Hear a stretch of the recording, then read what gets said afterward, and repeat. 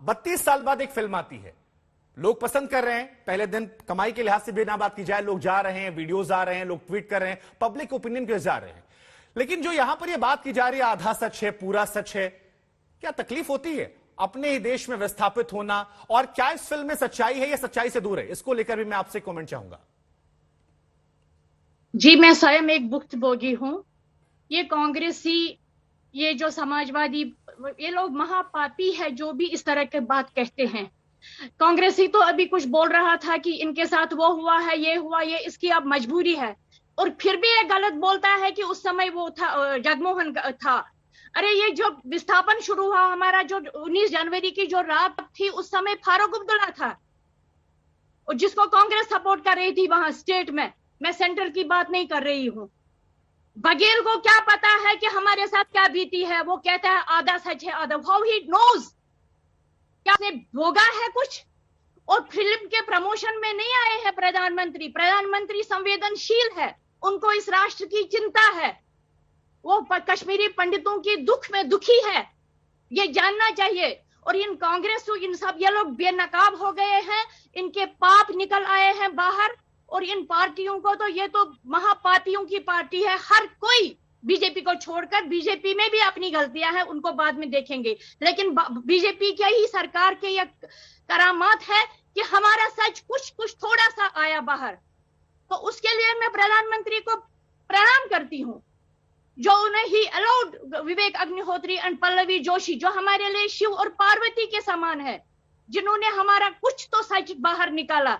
हमारे साथ जो अत्याचार हुए हैं, जो हमारे साथ ज्यादतियां हुई है, हम रोएंगे तो नहीं। जो जिसका सच सुना नहीं जाता है वो रोता है। शुभंकर जी, वो रोता है, और उसके रोने पर जो मजाक करता है, जो उसके रोने को ये बोलता है कि अपना दुख बनाते हैं, उन पे तो मैं क्या बोलूं। उनको तो जैसे उन्होंने कहा कि शाप और बहुत ही अभिशाप, तो वो तो नेस्त नाबूद हो जाए, मेरी इच्छा यही है। हम सबकी, हमारे पूरे कठोर शब्दों को मैं इग्नोर इसलिए कर दे रहा हूं क्योंकि आपका दर्द जो है वो बहुत बड़ा है, उसको शब्दों में हम समेट नहीं सकते। लेकिन एक बात आप सही कह रही हैं कि अगर दर्द बांट नहीं सकते हैं तो उस पर कम से कम नमक मत छिड़किए, ये कमेंट करके।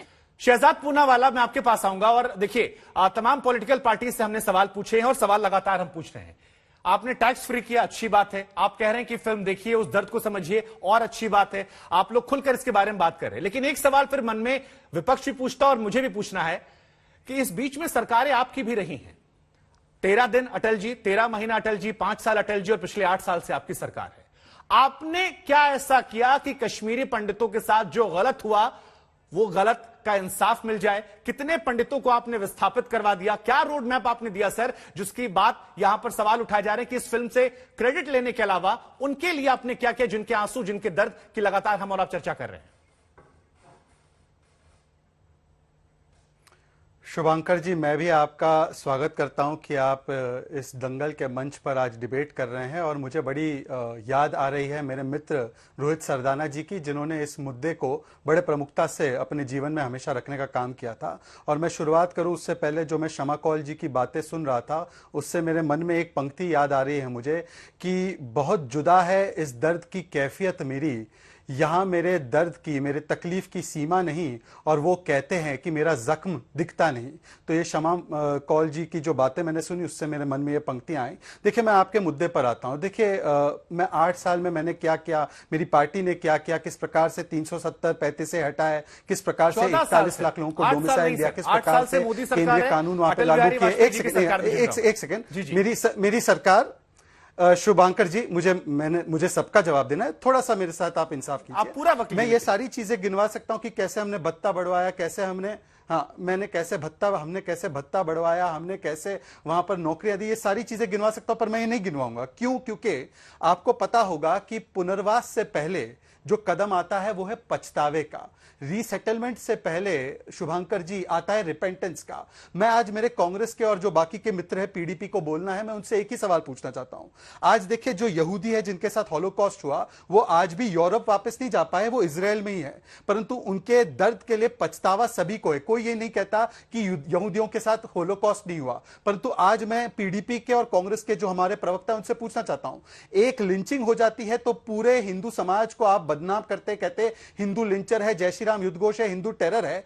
आप कह सकते हैं आज खुलकर कि जो कश्मीरी पंडितों के साथ, कश्मीरी हिंदुओं के साथ हुआ, यह इस्लामिक आतंकी जिहाद था। वहां पर तो नारे भी मस्जिदों से लग रहे थे, रलीफ सलीफ गलीफ, यह कहा जा रहा था खुले मंच से। क्या ये लोग कहेंगे कि इस्लामिक जिहाद था? पहली बात। दूसरी बात मैं पूछना चाहता हूं, जगमोहन जी, बार बार जगमोहन जी की बात की जाती है। शुभांकर जी एक बार चेक कर लीजिएगा, 84 से लेकर 89 तक जब जगमोहन जी पहले बार गवर्नर बने, उनको कांग्रेस पार्टी की सरकार ने उनको गवर्नर बनाया। उस समय पर 88 में उन्होंने पत्र लिखना शुरू कर दिया था राजीव गांधी को कि हालात बिगड़ रहे हैं। आपको याद होगा 83 में ही पाकिस्तान जिंदाबाद के नारे लगने लगे थे, 88 में भारत का तिरंगा लहराना बंद कर दिया था, और 89 में आपको याद होगा टपलू जी की हत्या की गई, जस्टिस गांजू की हत्या की गई, 4 घंटे तक शव उठाने के लिए कोई नहीं आया। राजीव गांधी की केंद्र में सरकार थी और राज्य में सरकार थी फारूक अब्दुल्ला की। खुद जस्टिस गांजू के बेटे ने आज तक से कहा है कि मेरे पिताजी की हत्या के बाद राजीव गांधी जी को जब कहा गया कि कार्रवाई कीजिए, तो उन्होंने कहा फ्रेंडशिप फर्स्ट, नेशन के पहले फ्रेंडशिप आती है। मेरा मित्र है फारूक अब्दुल्ला, इसमें मैं कुछ नहीं कर पाऊंगा। ये फैक्ट। एक सेकंड, मेरी बात सुन लीजिए, मेरी बात सुन लीजिए जी। हाँ शुभांकर जी, मैं उसी पे आ रहा हूं, शुभांकर जी आज पीडीपी, हाँ संक्षेप में, पीडीपी के नेता बैठे हैं, मैं उनसे 2 सवाल पूछता हूं। पछतावा आना चाहिए पुनर्वास के पहले, क्या उनको पछतावा है? और अगर पछतावा है तो बोलें कि जो कश्मीरी हिंदुओं के साथ हुआ वो इस्लामिक जिहाद था, जैसे ये हिंदू टेरर कहते हैं। और दूसरी बात, अगर इनके मन में पछतावा है तो इनसे मैं पूछता हूं, क्या बुरहान वानी को आज ये मानते हैं कि एक आतंकवादी है और उसको भारत की सेना ने मारा, ये सही